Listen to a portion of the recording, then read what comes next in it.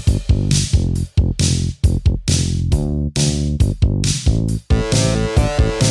got you into a Remington party. What's my thanks? It's on the hallway carpet. I got paid in puke. Lick it up, baby. I got paid in puke. Welcome to Paid-in-Puke, a podcast where three women with names discuss movies that are about something other than a man. Paid-in-Puke is hosted by Amy Green, Christina Barr, and Jessica Baxter. It's also a spoiler-filled free-for-all. You've been warned. On today's episode of Paid-in-Puke, it's the Oscar special! Oscars. Today, we're going to talk about the 93rd Oscars, which will take place on Sunday, April 25th, at the Dolby Theater in Hollywood. It's not at the Dorothy Chandler Pavilion. Right, that's where it always was. So the show will take place in two places. Ooh. At Union Station, where nominees, presenters, and guests will convene, and at the Dolby Theater in Hollywood, where the performances will happen. So that's all the music performances. Oh, okay. And it will be produced by Steven Soderbergh, and there's no host. But there are obviously celebrity presenters and what have you, and probably, I don't know, who would Steven Soderbergh attract?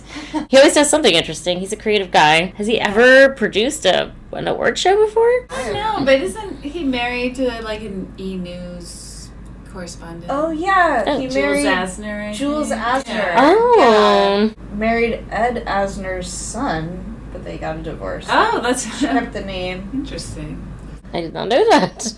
Like last year, we're going to go through the main categories and give our predictions, as well as who we want to win if it's different than who we think will win. But first, the big history-making thing for this year is that it's a record-breaking number of women nominated for Best Director. Right. It's two women. Can you believe it? They found two. So that's exciting. But neither of them is Regina King, which is the main snub for that category. I haven't seen One Night Miami yet, but it is on my list. And I love Regina King in general and everything she does, so I'm sure that she deserved it. They've certainly nominated it for other things, so it's an Oscar bait movie, as they say. Anyone else have any snubs?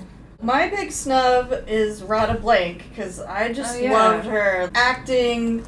She wrote it. She should have been in there. I thought that was... At least for screenplay. I mean, Yeah. let's see, what screenplay? I mean, the fucking Trial of the Chicago 7, come on. I didn't see it, but I'm sure. I don't need to. I'm pretty sure Right. you see one Aaron Sorkin, you know what you're gonna get. All I need is that scene from the newsroom that they always show on September 11th. That's like so terrible. The president will be speaking in just a few minutes. No. Listen, they're just nervous I don't because care. You do not take over control of the they're cabin. getting emails and going online and seeing. You do not take over control of the cabin, ever. Ma'am, Now sit down No, and... you know, I'm getting the captain. yeah, get the captain, because I'd like to have a word with him. The seatbelt while we're standing still is one thing, but how paranoid do you have to be to think that I'm declaring myself in charge of the...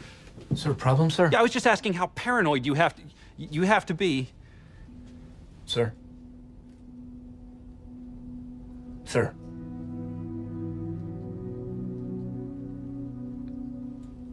Captain, my name is Don Kiefer.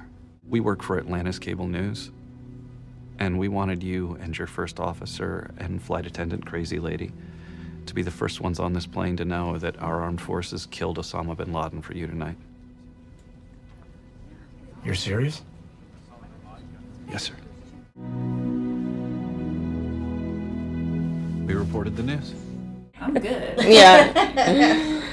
Yeah, he sucks. It's won for Best Original Screenplay, like, more than once so far this season, so I feel like Oh, really? it probably has a good shot at winning. But I don't... Yeah, I don't know. I have some thoughts on that, but we'll get to that. Another snub I had was I thought that the movie His House was a really good movie that if it didn't have an actual ghost in it would probably have been sort of Oscar baitish, although it might just be a little bit too much like the white people are irredeemable villains, and I know that the Academy likes redeemable racists in their movies. So maybe that's what happened there. But that movie is awesome. It's a great horror movie and a great movie about racism. And it stars Wunmi Mosaku, who was on Lovecraft Country, and I really loved her in that show. And she's so good in this movie. You're being released as asylum seekers, not as citizens, not yet. You will be sent to a home of our choosing. You must not move from this address. We are good people. Whether or not you're good people, it's not me that needs convincing. This entire house is just for us. As long as you can get along, fit in, be one of the good ones. I saw something in the dark.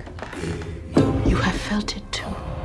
This is what they want. They like to see us crazy. Let them send us back. How quickly you forget everything we went through to get here.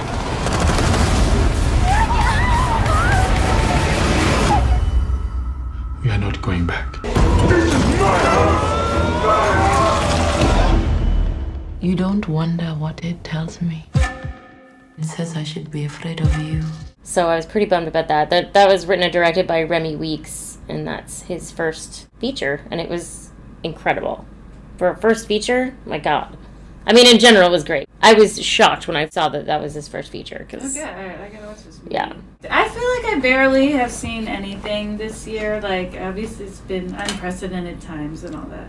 But I liked the girl, Julia Garner, in The Assistant. Yeah. She's very young.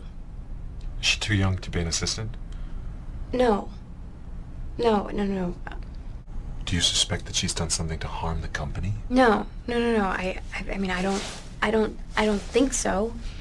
I dropped her off at the Mark, the hotel. And we had a reservation for her, and I left her there. And when I came back to the office, he was gone. And he was gone for quite a while. And you were looking for him? No, he was gone, and she was gone, and they were both at the Mark, apparently. Apparently? I mean, that's what everyone said. Who said? The production executives and all the assistants. I mean, they were just, like, laughing about it. They were laughing? Yeah. Okay, maybe let's back up here a bit. What did she say to you? Who? The girl. The girl? Nothing. Nothing? Have you spoken to her? No, I mean, I just in the cab on our way to the Mark, but I haven't talked to her since. Since when? I haven't seen her since. When I found out, I came straight here. Although I don't know what other actresses, like if there's any I think she should replace. Right. That's another female director, too.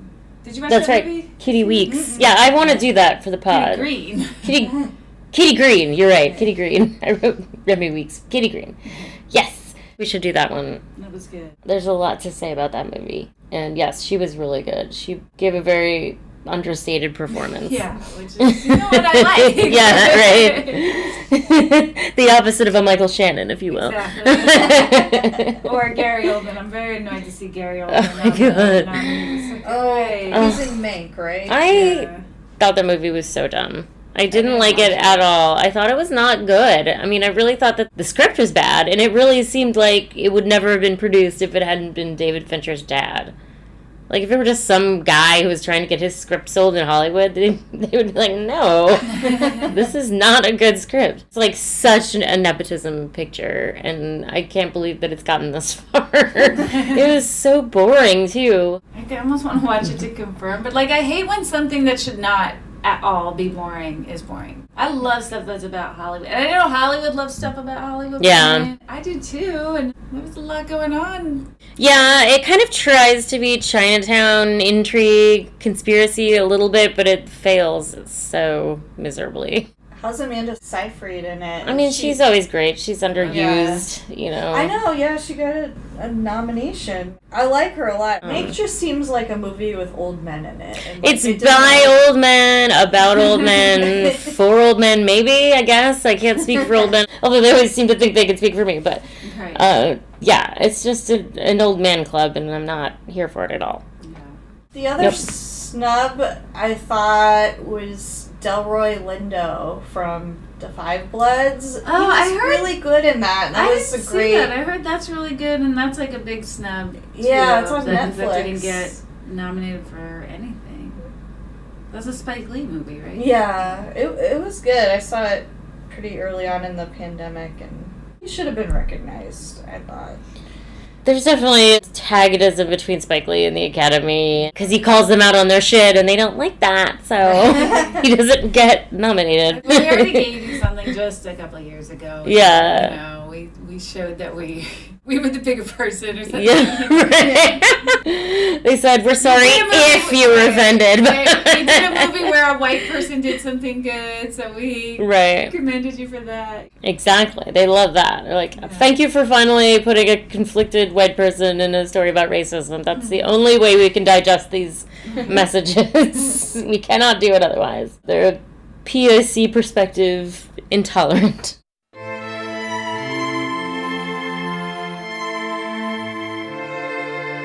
Alrighty. Well, let's see. Where should we start? I guess they would probably do director. Is that how it comes? Directing comes up before supporting actor. Usually supporting actor is the first one, and then they make you think it's going to be all the big things, and then it's like they do a bunch of the things no one cares about, and then it's supporting actors. I feel like director's usually almost the last thing. Oh, yeah, that's true, because it used to be a 1-2 punch kind of thing, but they haven't done it like that in a while. Okay, well, let's start with actor, then, which has an interesting development. Are we doing supporting actor or lead actor? Lead actor. They nominated both Daniel Kaluuya and Lakeith Stanfield as Best Actor. No, Best Supporting Actor. Supporting actor. Yeah. Okay, we're doing Best Supporting Actor, because this is what I want to talk about. Okay. I'm sorry. So that's interesting, because they're both, I would say, co-leads, but the movie is from Lakeith Stanfield's character's perspective. He's the Judas to the Black Messiah, who's Fred Hampton, played by Daniel Kaluuya. It was so good. That's my pick for Best Picture that I want to win, but won't win, probably. I was just blown away by that movie. I'm so absolutely blown away. Get to see it when it was free. Yeah. I'm waiting for it to be free again. Or at least I would pay for it. Like, I just... When I wanted to see it, it was like only in theaters. Like, what? You're like, what? Go to a theater? Nobody does that. And I mean, I learned so much too, because obviously I went into it being on the side of the Black Panthers, but I didn't know that they also were huge philanthropists. That's the kind of shit that they just buried. They did so much intersectional work, and they had scholarships. They were doing just so much good. And they were, surprise, surprise, painted as a terrorist group, and then he was murdered by the FBI. The Black Panthers are forming a rainbow coalition of oppressed brothers and sisters of every color. Their aim is to sow hatred and inspire terror. I will learn all that I can. These ain't no terrorists.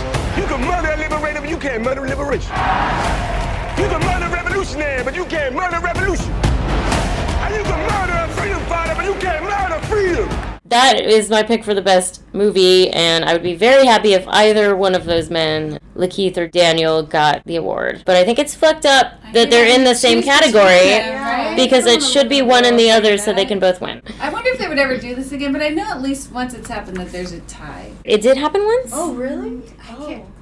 God, I used to be so... Shit, I gotta look this up. I feel like Katharine Hepburn and maybe Barbara Streisand or something. I'm gonna look it up. 6 times there were ties at the Academy Awards. Wow. So I would vote, please have a tie between 1932, 1950, 1969 is the best known one. Yeah, Katharine Hepburn and Barbara Streisand. Oh, I got it right. And then best documentary feature in 87 was a tie between Artie Shaw, Time Is All You Got, and Down and Out in America. And 1995 best short film was a tie. Was Lakeith Stanfield nominated as supporting actor for other... I don't think he was in Best Supporting Actor for Golden Globe, but Daniel Kaluuya won. And I think he won... The SAGs were last weekend. I looked up the winners, but now I'm like blanking like who won. I think he won Best Supporting Actor there also. Daniel Kaluuya did? Yeah. He's got some good odds, I think. Who's that person, Mr. Blackwell? Or they do like all the odds, or I thought Mr. Blackwell was like a fashion person. Oh, I thought it was like there's some guy that makes these predictions and. Was it Nate Silver or something? Oh no! I mean, I think a lot of people do that. I can't think of a specific person. Burgos always goes with the Vegas odds when he's filling out his ballots. It doesn't go with his heart. No, you can't go with your heart if you want to win the Oscar pool. Right. That's not how the Academy works. It doesn't always turn out by the odds. That's true. It does. Miracles happen. Yeah.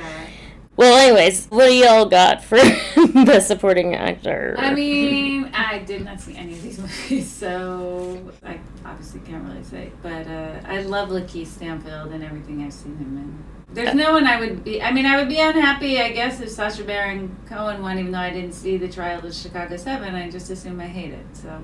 I really do think you can safely assume that. Oh, I do want to read all the nominees, so I'll just put this back. Sorry. Sacha Baron Cohen, The Trial of the Chicago 7. Daniel Kaluuya, Judas and the Black Messiah. Leslie Odom Jr., One Night in Miami. Paul Raci. I didn't look that up.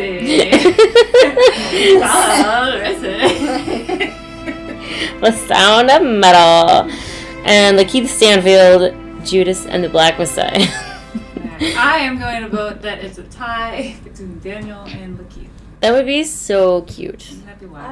That would be ideal. I like that. Yeah, Paul Raci, he was sort of like a surprise. I think a lot of people were surprised he was nominated, but I thought he was really great in that movie. I love Sound of Metal. I thought he was just fine. Yeah, I mean, I wasn't like blown away by it. I was very surprised. Yeah, it was surprising. He was pretty standard in that role. He wasn't really doing anything interesting. I've seen that kind of guy a million times in movies. The like inspirational. Right. The hard-talking, inspirational guy who's trying to get you through your addiction. I think, either Lakeith or Daniel Kaluuya. Cool. All right, let's do Best Supporting Actress. The nominees are Maria Bakalova. Thank you. Now I want baklava. I know. Borat's subsequent movie film. Glenn Close, Hillbilly Elegy. Olivia Colman, The Father. Amanda Seyfried, Mank. And Yejung Youn Minari. Again, a category where I didn't see anything. I only saw Mank here. I tried to see Minari, but it was another one of those things where like it was free and then I wasn't free. Okay. I've heard that she's the favorite. Okay. That's like the Vegas odds. I'm always happy when Olivia Colman gets awards. Yeah, I love her. I would be happy if Amanda Seyfried got an award, even though the movie stunk. It'd be like, you know how sometimes they give people Oscars too late for things? Right. Or it's just like, this is just your general being great, you know? Yeah. I love her, and I love Olivia Colman. I neutral on Glenn Close, although I feel like I would hate Hillbilly Elegy if I watched it. And then I don't know the other two, so I guess I have no opinion. Glenn Close, she's sort of like the Susan Lucci for the Oscars. She's never won, so I don't know. Oh, she was this close. Yeah, she's always in there, but Oh my god. I hope they use the clip from Maria Bakalova. There are so many good clips they could use for her. Did you watch that movie? Oh yeah, it's hilarious. She discovers like masturbation and she's talking about it in front of a very conservative group of women in the South. It was just there's so many hilarious moments. She's so good. Oh, and so my Oscars fun fact. The only sequel to be nominated, it was The Godfather. Godfather and Godfather 2 were both nominated. I think it's for like Oh, for screenplay? Screenplay, and now Borat Oh. is the second. Yeah, it's the second sequel to be Oh, nominated yeah. for a screenplay. It had a bunch of nominations. Best Actor, Best Picture, and Best Screenplay. Borat? Yeah. Huh. I do not remember that. What else was going on there? I mean, I liked it, was but... very funny, but... You didn't. I did. No, I You did. did. Think it was very funny. I loved the Ali G show. I don't know why I've just kind of stopped seeking out Sacha Baron Cohen stuff, I but... feel like I get it. You know? Yeah, maybe that's what it is. It's just like, you've already won me over. Rednecks are terrible. Yeah. Racism is everywhere. We have a cute redhead wife. It's great. He does. Isla Fisher is very cute. And Australian. What? Yeah. Okay. Best leading actor. Best leading actor? Yes. Riz Ahmed, Sound of Metal. Chadwick Boseman, Ma Rainey's Black Bottom. Anthony Hopkins, The Father. Gary Oldman, Mank. And Stephen Yeun, Minari. I think they're going to do a posthumous award for Chadwick Boseman. That's where I'm leaning on that one. He's gonna win it. And he's won so many other Golden Globe, the SAG. Yeah. I will go rogue and say he won't, because I feel like the Oscars don't like doing that. No. I feel like that's happened a few times over the last few years where you think that's going to happen, and they're like, no. And I don't know. I mean, I also feel like they love, like, Anthony Hopkins and Gary Oldman. They do love those dudes. Again, have not seen any of the movies in this category. Well, for me, if I were to get my wish, I would say Riz Ahmed. That's who I think he was so good and really doing interesting stuff for that role. Whereas, like, Anthony Hopkins and Gary Oldman are just playing old men as usual. You know, although I haven't seen Minari and I've heard that's really good, I can't speak to that. But I like Stephen Yeun and Okja, so I can say that, I guess. The guy from Network. Oh, Peter Finch. He won, and maybe that was like one of the like first in the 70s. posthumous, and then Walt Disney, apparently. Heath Ledger. Heath Ledger. Heath Ledger, I think, would have won anyway, though. If he had been alive, I think he still would have won that one. You know? I agree with that, yes. Then the last time they did it was 2014 for 20 Feet from Stardom. The director? Yes. So we've seen ones like that's a handful over the years that have won posthumously, but like we don't know which, we don't know. People were nominated and didn't win. Right. Chadwick Boseman, he's just so beloved. Yeah. I just feel like if he doesn't win, that's gonna be weird. I don't know. Yeah, and he was really good. I don't think he would have won if he hadn't passed away, but not because he's not talented. He's extremely talented, but I think he had a lot more in him. I think that wouldn't have been his award-winning role. There's no more chances to give him awards, so yeah. I mean, he was just so young. He had so many more years to do interesting shit. So, Best Actress. It's weird, because we're so used to, like, you're just supposed to say actor. I know, that's what But they still say actress in I actually the wrote that on my awards. very few notes that I have. Is should they stop doing that? Some awards shows have stopped doing that. They have? They say, what, Somehow. female actor? What do No, they say? just like best acting performance or whatever. And Oh, just overall. Huh. That would be cool. We could have it like with the best picture, how there's so many best pictures. Just double it. Just double it. Yeah, and kind of try and make it 50-50. Although I worried that it would go the wrong way and they'd be like, now here's 8 white men. But who knows? Yeah, that's like, I kind of like that they still do it this way, and I feel like they probably shouldn't, you know, it probably is time to stop doing that. But Yeah. Well, they're always a little bit late to every party, the Oscars are. But the nominees are Viola Davis, Ma Rainey's Black Bottom, Andra Day, The United States vs. Billie Holiday, Vanessa Kirby, Pieces of a Woman, Frances McDormand, Nomadland, and Carey Mulligan, Promising Young Woman. I have not seen The United States vs. Billie Holiday, but I have heard that Andra Day is the favorite. Oh, okay. I have not seen that, but I love Carey Mulligan. I've only seen the last two. I saw Nomadland and Promising Young Woman. I mean, I just really loved Promising Young Woman, and I love her in it. Yeah, I love Carey Mulligan. Yeah, I don't know if she's won any awards for it. I don't think she has. I think only Emerald's won so far. Oh. Yeah, that's interesting. Again, I think she has a lot more amazing roles in her. Right. Yeah. But she was really good. She just knocks everything out of the park. So I feel like, honestly, you could just nominate her every time she does anything. I thought Viola Davis was really good. It's one of those roles, you know, she gained weight for the role, blah, blah, blah. But she really does embody that character so much. She's a completely different person. And she really goes dark with it, which I really like. I loved it. I thought her performance was really cool. So that she would be my... Well, she'd be my second choice, too, for, like, if Honor Day doesn't win. I feel like Viola Davis has a shot, honestly. Carey Mulligan is definitely my personal favorite of the ones I have seen. Directing. It's Thomas Vinterberg for Another Round. I never even heard of that movie till, like, just now, I think. Yeah, me too. It's something about teachers in Denmark, I want to say. Oh. And they get drunk and teach or something. I don't know. Yeah.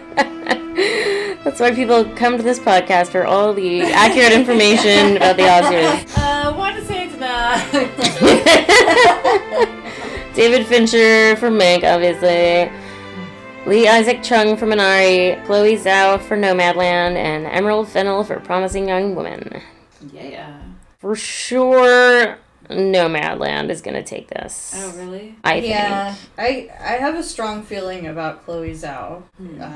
I like the way it was filmed. You were just sort of like dropped into their world, and I liked all of the interviews with all the real actual nomads telling their stories and how it was all woven together. I think she's gonna win it, but I really have a strong feeling about Emerald Fennell too, because that movie was just so good. I loved it.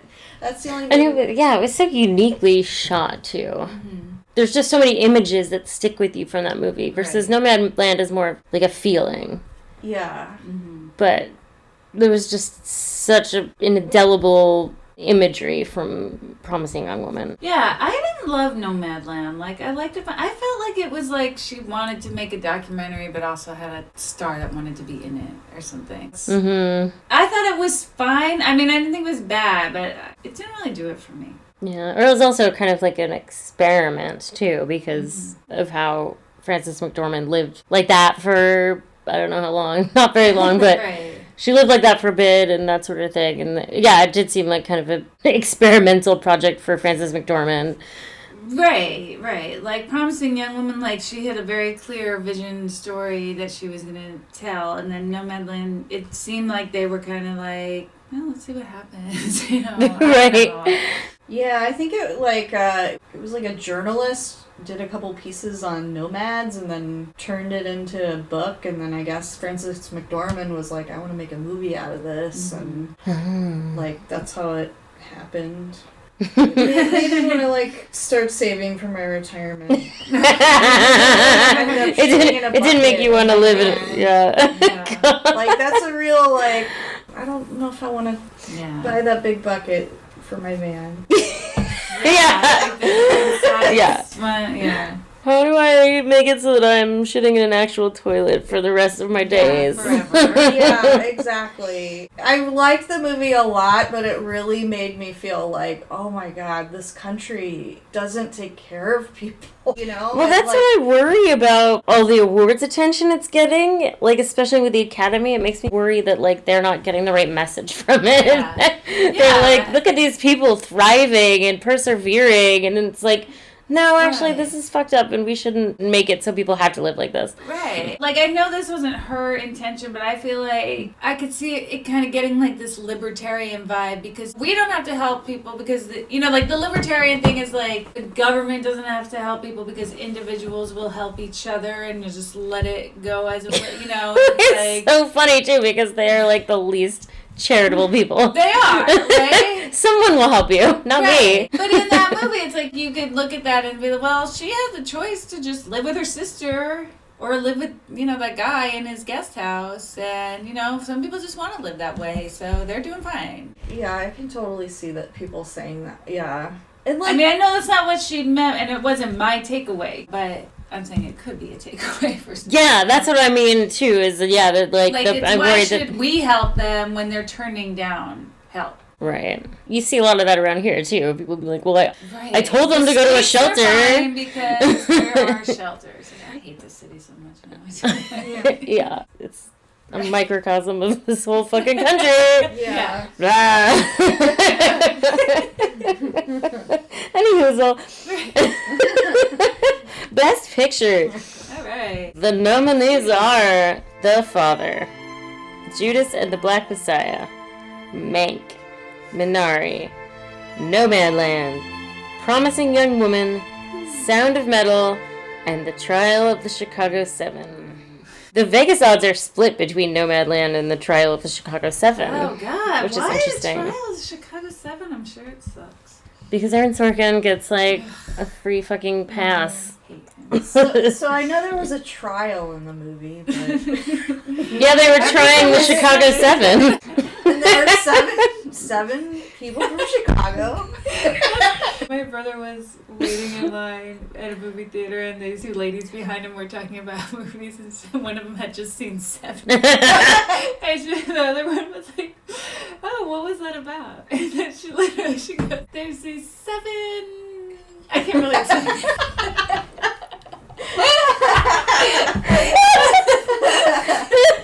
I can't really explain it. I can only say the title. Oh my god! She can even say 7 murders. I can't really explain it. Words just fell out of her head. See, I can't do it. There was one guy who was not as tall. Woo, Oh my that's god, great. next year's Oscars, every category would be like, so our snub is Barbie the real tip lever, Jamie Dornan. Oh my god, I Oh know. my god, imagine. Oh, best original song. Oh, yes. Please be Obviously. Perform it again. Best original song, best... Imagine seeing him perform at the Oscars. They always have someone else perform the song, though. Not always? No. Oh, that's true, not always. Do his dance. Have dancers behind him. Rip off his shirt.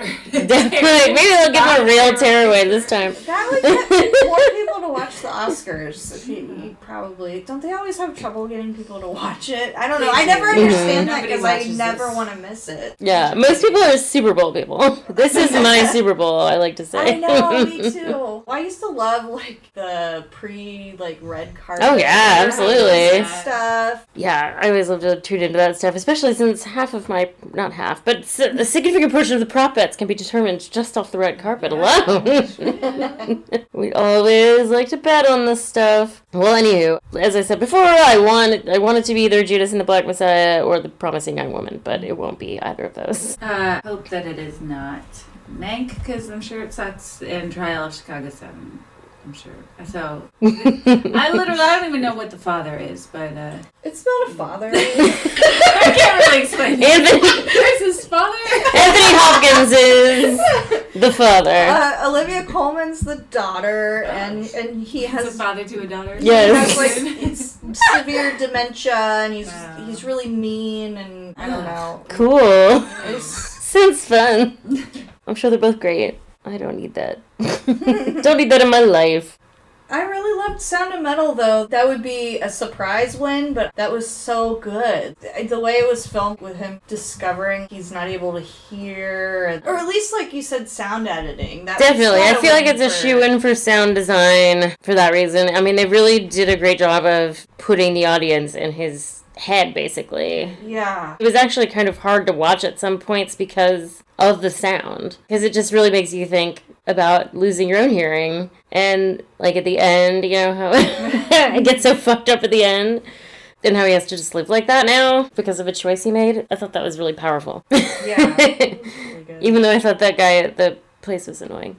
The Paul Racy character. I thought that guy was annoying, and I thought, I don't like that tough love kind of style of whatever, therapy or whatever the fuck he was doing. Oh, I yeah. hate that. I mean, I don't know. Maybe there's real life reasons for it, but it always seems like a movie trope that's annoying to me. And Riz Ahmed, from what I've read, the deaf community really thought it was a good portrayal of what it's like losing your hearing, like, because there are movies that have people doing sign language characters who are deaf, and one that I kept reading about that the deaf community was hurt by was one movie that Julianne Moore did sign language in, and like she was apparently like really bad at the sign language. Oh, really? Like, yeah. So, this movie, it had a lot of deaf people, deaf actors in it, and Paul Raci, he was raised by deaf parents. I just thought that was interesting. You want it to be authentic. Have actual deaf actors in it. That was important too. Yeah, that's definitely one of Hollywood's many blind spots, is portraying any sort of impairment.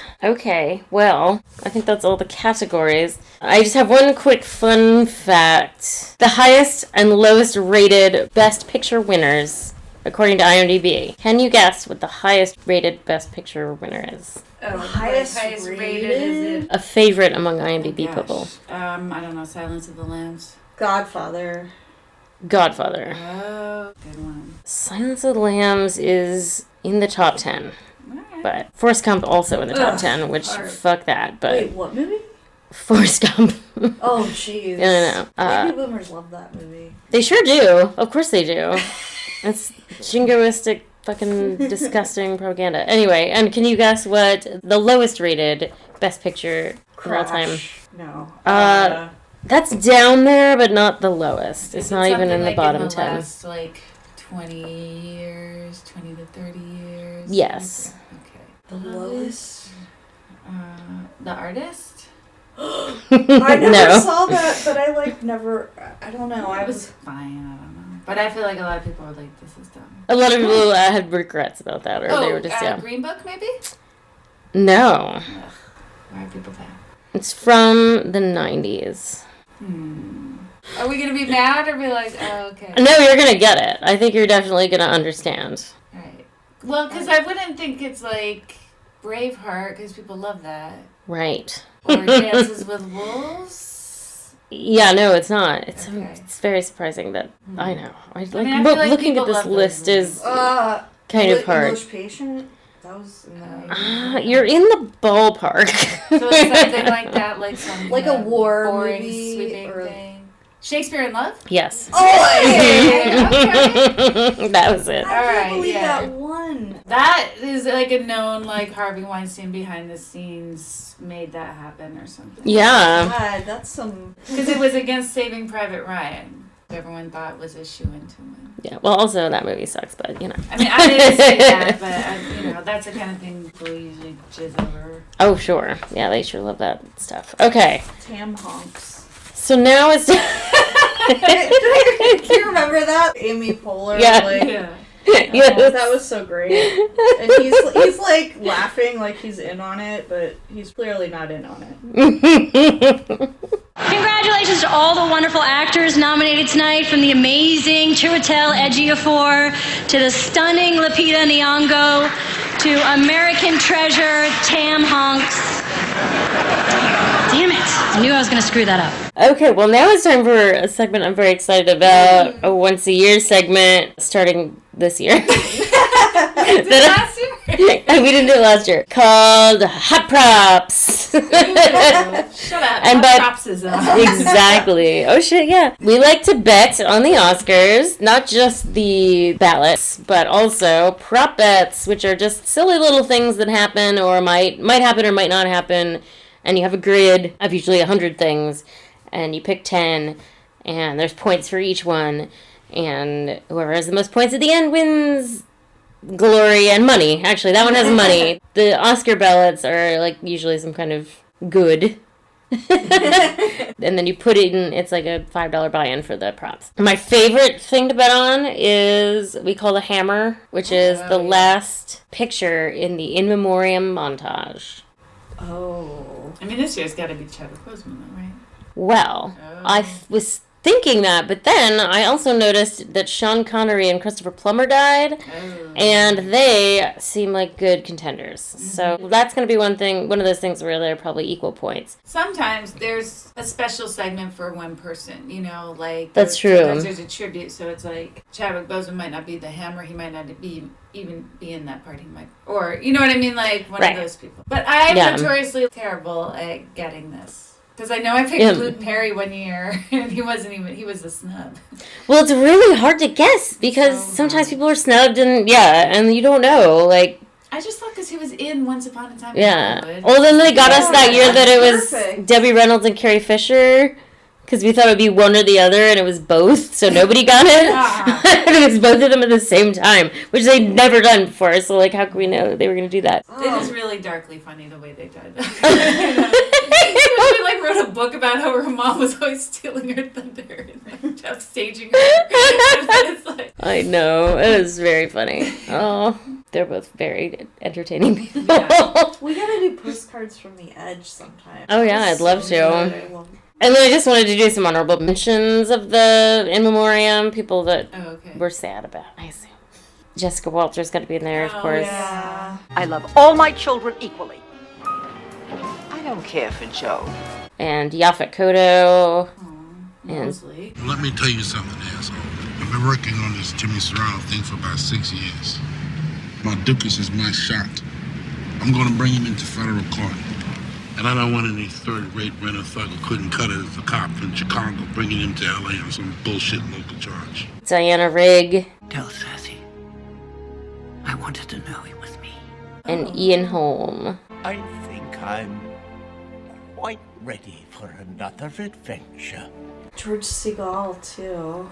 Witness the penguin, a flightless bird. Why? Because its wings can't support its body mass? Wrong again. Maya, there was a day when penguins filled the sky. And Cloris Leachman will be there. Then you and Victor were... Yes! Yes! Say it! He was my boyfriend! oh wow, I feel like that was forever ago. Yeah, it was this year, within the Oscar year, I guess, which is like February. Now it's all fucked up, though. Yeah, it's February to an extra April. long year. Yeah, and Wilford Brimley finally. I guess me and your grandma are going away, David. Where to? Well, that's not important. What's important is that when we get where we're going, we'll never be sick, we won't get any older, and we won't ever die. He did? Yeah. So. I mean, like, I'm almost as old as he was in Cocoon. But it's just, he was just... old. He's just always been an he old was an man. old-looking person. He does not represent us. Other fun prop bets that might happen. I always like to pick someone takes their mom as a date, because that usually does happen. That usually does. We do getting played off, the over-under on getting played off. Mm-hmm. The over-under on People of Color Awards is definitely an interesting one this year. And this year also, because some people are going to be remote, I'm going to put one in there about someone either being on mute. No, yeah. Because that's what happened to Daniel Kaluuya at the Golden Globes. You did me dirty. Or a video feed getting dropped. Or just like losing the call altogether. You're doing that as an over-under? No, I was going to just do it as like that it happens, if it happens. Because it might not, but it seems like it could. Yeah. One thing I have to advise, something I'll never pick again is presenters flirting, because we might just axe that one altogether. But if you picked it, you spend the whole time reading so much into any interaction. Like, you can feel the tension between them. And then also, a winner's name is mispronounced. Like, I feel like it always happens at some point. Foreign documentary or something, you know, and then you're watching it over and over again and someone's disputing it and Burgos. Yeah. Well, I could make it less points. I think that's the problem, is that sometimes things are just too heavily weighted. Because then it's not so much of a, like, if this is right, I win kind of situation, if it's less points. Oh, yeah. I'm always interested in, like, what's the big star who's not gonna show up, or, like, they just show, like, their picture. It's always, like, somebody, like, Anthony Hopkins, or, I don't know, Frances McDormand. Well, this year, I mean, yeah, We'll just have to be at home. I know, right? But what if they're not even at home? I don't know. Maybe there will be people who are just like, I'm not doing it. I'm not doing it at all. They take the Oscars really seriously. Usually they're there. I mean, yeah, sometimes someone isn't there, but I feel like that's more like the Emmys or the Golden Globes or something. I don't know what's going to happen. That's such a funny story about Joan Crawford, how she so easily convinced people not to go to the Oscars because no one wanted to go anyway, and she was the only one who really was excited about it. I know, it used to, like, not be a big deal at all, you know. Like, I don't want to spend all day in makeup and hair. I did recently hear Florence Pugh in an interview talk about how she finds it very obnoxious to spend, like, 6 hours in hair and makeup for 10 minutes on the red carpet. She's like, maybe going forward we'll we'll all just be remote, and that'll be great. She's not nominated for anything this year, but she should just always be nominated, I think. Well, that's all I got about the Oscars. Anyone got anything else they want to say? I wish they would go back to having a host. I know that they say it's just like a totally thankless job, but I feel like there's someone that could do it and enjoy it, and there wouldn't be a big deal. I don't know. Like, it feels like, all right, no, we're not even going to do a host, because anybody that we pick, all the woke people have to find something, and it's like, you have to be perfect, and I don't know. I don't think it's that. There are many, many people that could host it, and people would be like, yes, they're fine.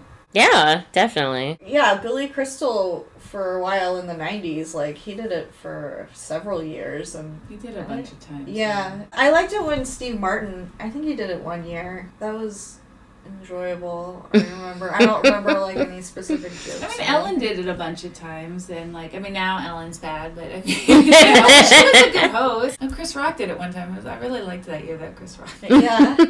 They're also probably using the pandemic as a good excuse to not fuck with it, but maybe when things go back to quote-unquote normal, they'll have to revisit it. I thought the year that James Franco and Anne Hathaway, like, I mean, it was bad, but I didn't think it was horrible. Well, I thought she was great. Yeah. She just, he was giving her nothing. Yeah. I like her a lot. It could have just been her and just a revolving door of people who are actually good at hosting and come out and, like Jake Gyllenhaal or something. Yeah. Oh, you should do it as Mr. Music. Oh. That would be great. Yes. Yeah.